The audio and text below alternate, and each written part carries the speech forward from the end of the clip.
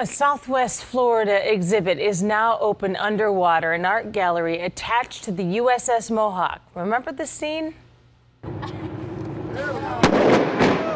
Last July, the World War II era ship sank 28 miles from Sanibel Island. This weekend, NBC2 traveled with a team of divers as they placed pieces of art on the artificial reef. Chad Oliver shows us how. I'm 5 miles off that fish. Well, we're taking various people, divers and reporters and that out to a vessel called the Mohawk. Most divers go into the Gulf of Mexico to see beauty already there.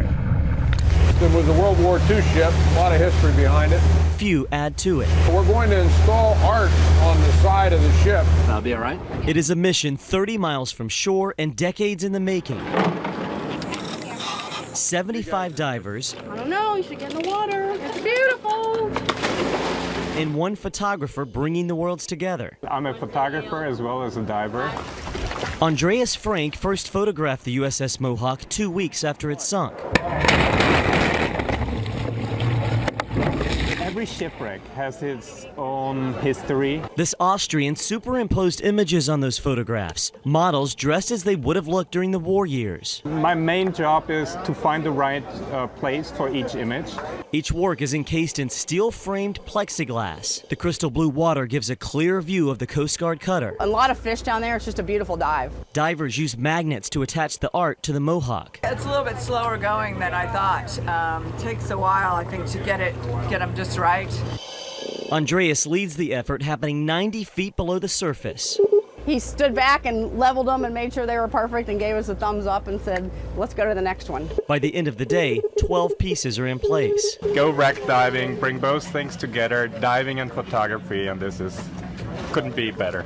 It is the third underwater project for an artist who's not worried about theft. Each magnet holds 120 pounds, and we have 5 on it, so one person can't remove this anyhow. His images recreate what sailors might have done in their downtime and what they dreamed about. That's the reason there are girls as well there. They are very lonely, maybe. It was really, really sweet. Just the wreck, never mind the artwork.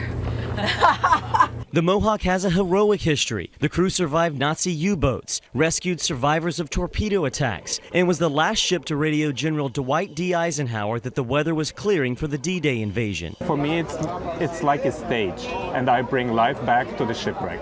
Frank's art will remain underwater for 4 months. Whatever grows on the glass is up to nature. I love what the sea is doing to the pictures. In October, the images will go on display at Alliance for the Arts in Fort Myers. It's going to be like Christmas. It'll be opening a present, to see how all of that has really affected it. A new take on art and history. We hang this in a gallery, so everybody can see this, not only divers. Chad Oliver, NBC2 News.